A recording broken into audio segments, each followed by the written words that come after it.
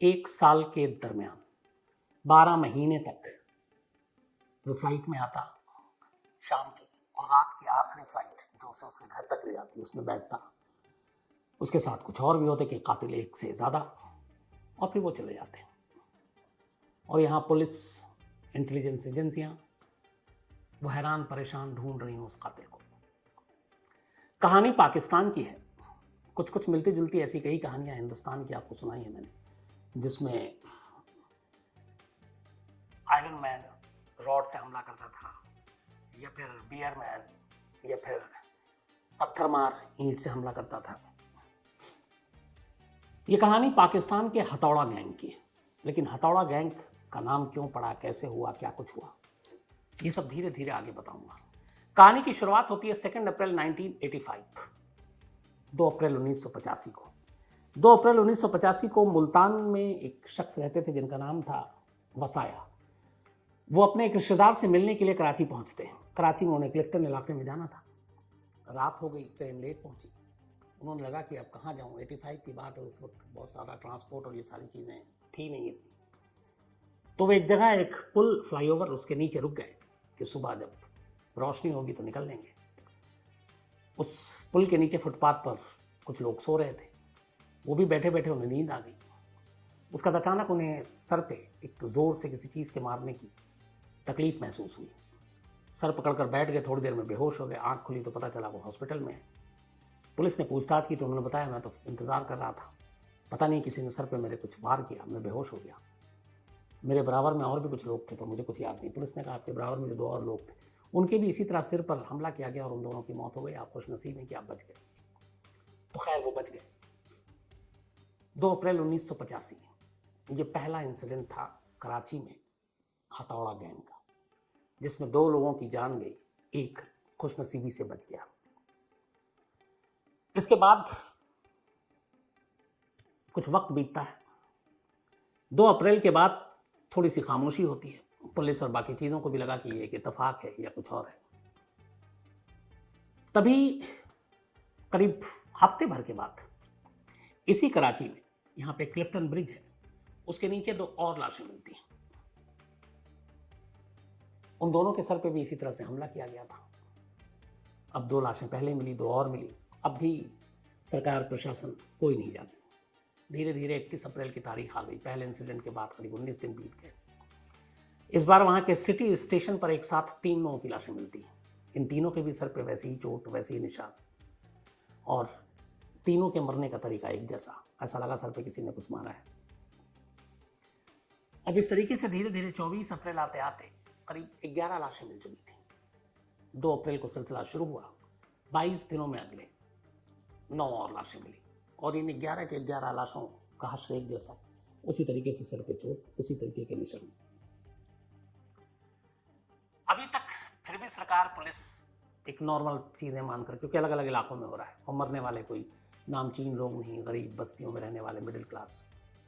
लेकिन इसी के बाद एक इंसिडेंट ऐसा होता है जिसके बाद पहली बार वहाँ के जो न्यूज़पेपर हैं, अखबार हैं, मीडिया, उनके भी कान खड़े होते हैं। और ये होता है वहीं पे एक इलाका है गोलीमार इलाका कराची में, और उसी के करीब है कोई एक ओलिया गांव। औलिया गांव में एक ही परिवार के 7 लोगों की एक साथ मौत हो जाती है, 7। और इन 7 के 7 लोगों के सर पर उसी तरीके से वजनी किसी चीज़ से हमला किया गया था, और इनमें एक छोटा सा मासूम बच्चा भी था। इत्तेफाक से इस परिवार में 8 लोग थे। एक दूसरा बच्चा उस नीचे सो रहा था, सोते सोते वो सोफे के नीचे चला गया। शायद कातिलों की नज़र उस पर पड़ी नहीं और वो बच गया। तो जब 7 लोगों की एक साथ जान गई तो मीडिया भी जागी, पुलिस भी जागी। अब उन्हें लगा कि ये गड़बड़ है। फिर इन 7 लाशों के जो उन्होंने देखा, और इससे पहले जो उनको बाकी लाशें मिल चुकी थी 11, उन्हें लगा कि ये सारी एक जैसी चीज़ें हैं। पता चला कि ये जो 7 लाशें थी, 3 अलग कमरे में, 4 अलग कमरे में, सबको सोते हुए मारा गया। बहुत सारे लोग कराची आते हैं अलग अलग पाकिस्तान के छोटे छोटे कस्बों इलाकों से। ऐसे लोगों की लाशें, छोटे मोटे ढाबों पर, होटलों में काम करने वाले कर्मचारियों की लाशें, और लाशें मिलती गई, तादाद गिनती बढ़ती गई, लेकिन कुछ पता नहीं चल रहा है कि ये सब कुछ क्या हो रहा है। अब ये 7 लाशें एक साथ जब मिली, उसके बाद थोड़ी बहुत खबरें भी आई वहाँ पे, बाकी लाशों के साथ उसको जोड़ कर देखना। लेकिन फिर एक और और इंसिडेंट इंतजार कर रहा था, जिसके बाद और वहाँ पे थोड़ा लोग अब दहशत में और टेंशन कंडीशन। ये वहाँ की एक फेडरल बी एरिया है, मजदूरों की एक बस्ती है, मूसा कॉलोनी। वहाँ पर रात को सो रहे एक साथ, अब तक की सबसे बड़ी इंसिडेंट थी, 8 मजदूरों को एक साथ मौत के घाट उतार दिया गया। इससे पहले 7, अब उसके बाद एक ही रात में 8, और 8 के सर पर वैसे ही चोट। अब 8 मजदूरों की एक साथ जान गई, इससे पहले 7 लोग और मारे गए। अब मामला पुलिस से होते हुए नेताओं के कानों तक भी पहुंची, असेंबलियों में गूंजी थी। अब लगा कि ये क्या हो रहा है कराची में। अच्छा, उस वक्त तक बहुत सारी चीज़ें पाकिस्तान में जो खबरें थी, ये चूँकि एक बेसिक एक लॉ एंड ऑर्डर या क्राइम की बातें थी, लेकिन इससे बड़ी बड़ी चीज़ पाकिस्तान में हो रही थी। 1977 की बात है, जब ज़ियाउल हक ने जुल्फ़िकार अली भुट्टो की वहाँ सत्ता पलट दी, बाद में उनको क्या कहते हैं फांसी पे भी लटका दिया। उसके बाद फिर नई सरकार आई। इस दौरान में अफगानिस्तान में रूसी सेना घुस गई थी और रूस वहाँ लड़ रही थी। 1979 के आसपास की बात है। तो कुल मिलाकर सारी चीज़ें डिस्टर्ब थी, पाकिस्तान के अंदर भी, उसके पड़ोसी मुल्क में भी, ईरान में भी। उधर ईरान इराक के बीच में तनाव और जंग, और ईरान पाकिस्तान का पड़ोसी देश है। अफगानिस्तान के हालात की वजह से बहुत सारे वहाँ से लोग शरण लेने के लिए पाकिस्तान में घुस गए थे, वो अलग डिस्टर्बेंस था। इधर रूस और अफगानिस्तान में जो हो रहा था, उस वक्त अमेरिका का साथ पाकिस्तान दे रहा था, और अमेरिका की पाकिस्तान से बड़ी अच्छी दोस्ती थी, उसको लेकर रूस भी नाराज था। तो ये सारी चीज़ें इधर पॉलिटिकल फ्रंट पर और देश में सब कुछ हो रहा है। और इधर अचानक पाकिस्तान के जो सबसे बड़े शहरों में से एक कराची, उसमें एक के बाद एक ये खून हो रहा है। अब समझ में नहीं आ रहा है कि क्या किया जाए। 1985 2 अप्रैल से शुरू हुआ, या 86 में दाखिल हो गए। कत्ल का सिलसिला रुक नहीं रहा, हर चौथे, पाँचवें, छठे दिन अखबारों में ऐसी खबर आ रही है। लेकिन अब तक पुलिस ने जो जांच की, उसके हिसाब से ये लगा कि किसी सनकी कातिल का काम है कोई। इससे पहले पाकिस्तान के सिंध इलाके में और कुछ ऐसी जगह पर सीरियल किलर मिले थे जो साइको टाइप के थे, तो लगा कि उसी से जोड़कर देखा गया। और अब तक पुलिस की जो जांच थी, उनकी अपनी पुलिस की जांच ये कह रही थी कि किसी साइको किलर का काम है जो रात को आता है और सोए हुए इन मजदूरों को, गरीबों को, अनजान लोगों को, या दूसरे शहर से आए हुए लोगों को अपना निशाना बना रहा है। बाकी उनके पास कोई जानकारी नहीं थी कि ये कातिल कौन है, क्या है। बट पुलिस का ये था साइको किलर है और एक ही है। लेकिन तभी एक हादसा ऐसा होता है जिसके बाद इस पूरे मामले में पहली बार कातिल के बारे में कुछ जानकारी मिलती है। 1985 करीब जून जुलाई का महीना आ गया था। कराची के साउथ जिले में एक बंस रोड है, उसी बंस रोड के पास एक फुटपाथ पर एक मजदूर सो रहा था। अचानक उस मजदूर के सर पर भी रात को हमला किया गया, बहुत तेज। हमलावर को लगा कि वो मर गया और वो वहां से निकल लिया।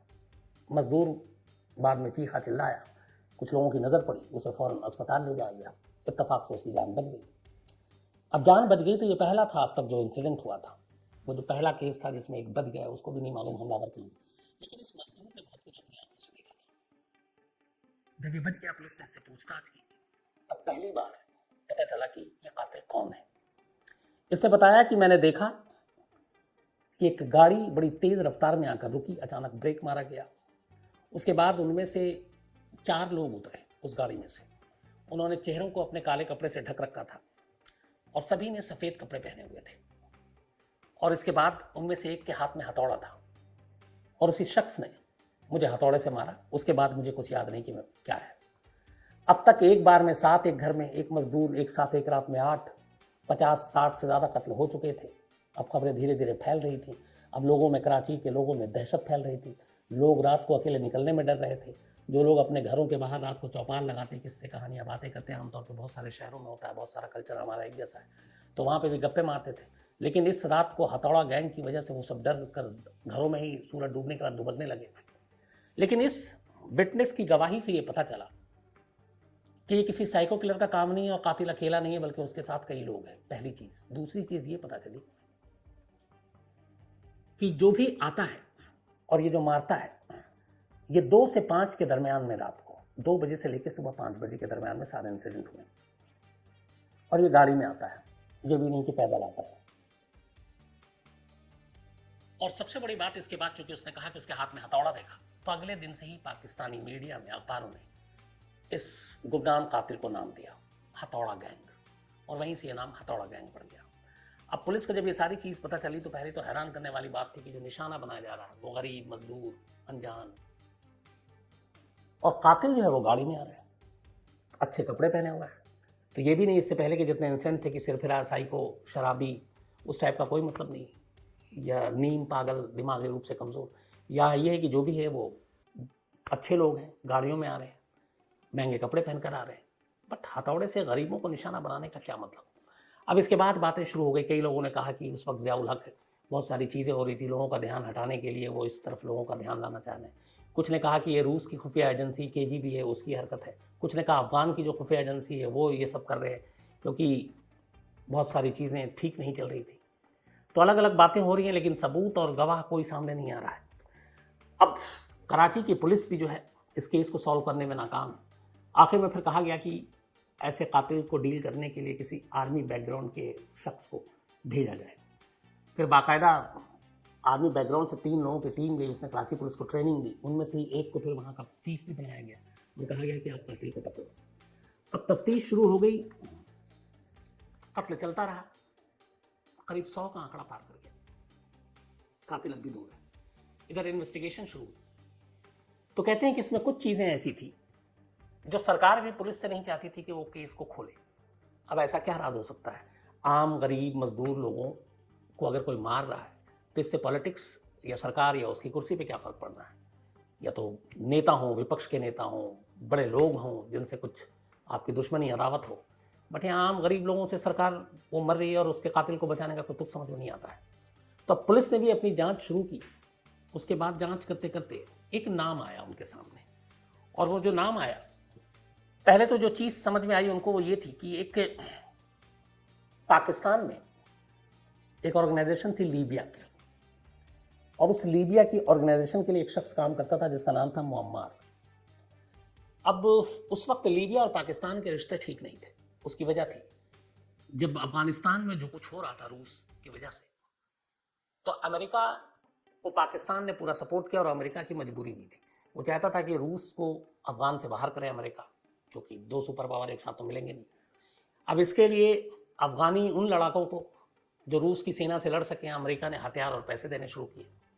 उसी दौर में तालिबान खड़ा हुआ। तालिबान को खड़ा करने वाला अमेरिका था, क्योंकि रूस से लड़ने के लिए स्टूडेंट्स की यूनियन को खड़ा किया गया था। मैंने डिटेल में आपको कहानी सुनाई है इसकी। तो ये सारी चीज़ें थी कि उनको खड़ा किया जाए, पैसा दिया जाए, लेकिन ये है कि पड़ोस में ज़्यादा डायरेक्ट काम तो पाकिस्तान आ सकता है। पाकिस्तान की मदद ली तो पाकिस्तान ने भी, उस वक्त अमेरिका से रिश्ते ठीक ठाक थे, पाकिस्तान को ये भी फ़ायदा था कि फ़ंड मिलेंगे, पैसे होंगे, बहुत सारी चीज़ें थी जो और अच्छी होंगी इकोनॉमी के तौर पर। तो पाकिस्तान खुलकर अमेरिका का सपोर्ट करने लगा। रूस इससे नाराज़ हो चुका था, लेकिन पाकिस्तान और अमेरिका की करीबी को लीबिया पसंद नहीं किया। उसका ये मानना था कि अमेरिका दुश्मन है और पाकिस्तान को एक मुस्लिम कंट्री के तौर पर अमेरिका का सपोर्ट नहीं करना चाहिए। तब लीबिया की उससे दुश्मनी थी और लीबिया इस पाकिस्तान के कदम से खुश नहीं था। अब इधर पुलिस लगातार जांच कर रही है कि आखिर ये हथौड़ा गैंग के लोग कौन है, क्या है। धीरे धीरे उनके इनपुट्स मिलने लगे इंटेलिजेंस के जरिए। तब उन्हें पता चला कि यहाँ पे एक ऑर्गेनाइजेशन है जिससे पाक लीबिया होल्डिंग, एक तरह का एक बैंक था जो इस्लामिक और उस पर्पज़ के लिए काम करते थे। और इसी बैंक से जुड़ा हुआ एक शख्स था अम्मार, जो लीबिया का सिटीजन था, और वो अक्सर कराची में ही रहता और कराची आता जाता था। तो कहीं ना कहीं उस गाड़ी इलाके, जब ये इंसिडेंट हुआ, पुलिस ने कड़ियाँ जोड़नी शुरू की। तो अम्मार और अम्मार की गाड़ियों की मौजूदगी उन मौक़ों पर और उन मौक़े वारदात पर उसके सबूत मिलने शुरू हुए। अब पुलिस बेचैन ये थी कि कराची के ऐसे लोगों को, दबे कुचले गरीब बेबस मजदूर मजबूर लीबिया के लोग क्यों मार रहे हैं, उससे क्या फ़ायदा होगा उनको। कुछ जवाब नहीं मिल रहा। फिर उन्होंने ऊपर तक बात पहुंचाई। सरकार की तरफ से कोई तेज़ी या ऐसी कोई वो नहीं आई हरी झंडी कि आप करो, लेकिन फिर भी ये था कि इस सिलसिले को रोकना है। तो आखिर में बहुत सारे सबूत, जब ये मौका वारदात पर मौजूदगी और ये सारी चीज़ें हुई तो सबूत मिले कराची पुलिस को। इसका कराची पुलिस ने अम्मार को फॉलो करना शुरू किया। जब फॉलो करना शुरू किया तो पता चला कि जिस जिस दिन कराची में हथौड़ा गैंग ने अपने वारदात को अंजाम दिया, उस दिन अम्मार या उसके करीबी लोग एयरपोर्ट पहुंचते थे कराची के, और वहां से 2-3 लोग आते थे, और ये सारे पाकिस्तानी ओरिजिन के होते थे जो लीबिया में रह रहे हैं, मतलब पाकिस्तानी मूल के पाकिस्तानी नागरिक, लेकिन लीबिया में काम कर रहे हैं। और उसके बाद वो लोग आते और फिर जो रात की आखिरी फ्लाइट होती, उस फ्लाइट को पकड़कर या अर्ली मॉर्निंग की, वो वापस लीबिया चली। से लिस्ट निकालनी शुरू की गई। उसके बाद उनके ट्रैवल डेट को और कराची में हुए इंसिडेंट को टैली किया गया, तो पता चला कि कराची में 2 अप्रैल 1985 से लेकर लगभग जून जुलाई 1986 तक अराउंड 100 जो कत्ल हुए हथौड़ा गैंग के जरिए, उन तारीखों पर लीबिया से फ्लाइट में लोग आए और आखिरी अर्ली मॉर्निंग की फ्लाइट से लौट गए। तो यहां एक कड़ी जोड़ रही थी। इसके बाद अब सबूत सब मिल गया, आखिरकार हरी झंडी ऊपर से मिली और फिर अम्मार को एक रोज पीछा करते हुए गिरफ्तार कर लिया गया। अब अम्मार जो लीबिया का नागरिक था उसे गिरफ्तार किया गया। गिरफ्तार करने के बाद उससे पूछताछ हुई। उसने रिटर्न में अपना स्टेटमेंट दिया और उस स्टेटमेंट में बाकायदा उसने कहा कि हाँ, हमारे लोग जो हैं पाकिस्तान से वो आते हैं और ये पाकिस्तान आते हैं, पाकिस्तानी हैं, और हम ही लोग इन लोगों को मार रहे हैं। उसकी वजह यह है कि हमें अमेरिका से करीबी पाकिस्तान की पसंद नहीं, तो हम शहर को डिस्टर्ब करना चाह रहे थे।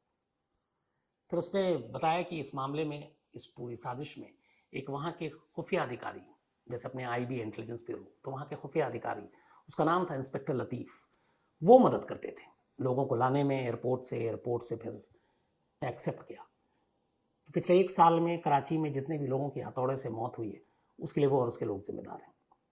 लेकिन अफसोस की बात यह है कि ये जो अम्मार था, लीबिया का सिटीज़न, ये वहाँ पे एक डिप्लोमेट पासपोर्ट और उसके ज़रिए रह रहा था, जिस पे आप कार्रवाई नहीं कर सकते थे, और ना वहाँ की सरकार पाकिस्तान की तब की चाहती थी। उसको गिरफ्तार किया गया, खबर पहुंची लीबिया एम्बेसी, पाकिस्तान की सरकार, हुक्मरान तक, और बिना किसी एक्शन के, बिना किसी कार्रवाई के, जिसने और जिसके इशारे पर कराची के 100 बेकसूर लोगों की जान गई, उसे सिर्फ बैड मैन यानी बुरा शख्स कहकर पाकिस्तान से लीबिया डिपोर्ट कर दिया गया। लीबिया में वो आज़ाद, कोई सज़ा नहीं, कोई उसके खिलाफ मुकदमा नहीं। तो आज भी ये सवाल उठता है वहाँ के सत्ता के गलियारों में, उस वक्त के पुराने पुलिस अफसरों में, कि ऐसी क्या बात थी, सरकार की क्या मजबूरी थी कि ऐसे खूंखार के सीरियल किलर, जिसके और जिसके लोगों ने 100 से ज़्यादा लोगों की जान ली, उसे कोई सज़ा नहीं दी गई, बल्कि उसको वापस लीबिया भेज दिया गया। इसके पीछे का मकसद, साजिश, हमेशा के लिए एक राज रहा है। इस पर कोई भी मुंह खोलने को तैयार नहीं है। लेकिन यह है कि जब अम्मार की गिरफ्तारी हुई और उसे भेज दिया गया, वो दिन है और आज का दिन है। उसके बाद फिर कभी कराची में किसी हथौड़ा गैंग की तरफ से कोई ऐसी कार्रवाई नहीं हुई, न किसी की जान गई। तो फिर ये मान लिया गया कि कराची में जो कुछ हुआ 1 साल के अंदर, वो हथौड़ा गैंग की ही कारस्तानी थी। लेकिन मकसद क्या था, ये आज भी एक राज है। और शायद इस राज को जो बेहतर जानते हैं वो उस वक्त के जो हुक्मरान थे पाकिस्तान में या बड़े अफसर थे, वही बेहतर बता सकते थे कि इसके पीछे मकसद क्या था। इंटरनेशनल जो सारी चीज़ें थी उधर से ध्यान हटाना, सरकार को गिराकर उधर जुल्फ़िकार अली भुट्टो को फांसी पे चढ़ाकर जो पब्लिक के बीच में ध्यान डाइवर्ट करना, उसकी वजह से ये सब कुछ किया गया, या फिर कुछ और वजह थी। पर वजह क्या थी किसी को नहीं मालूम। तो ये थी कहानी।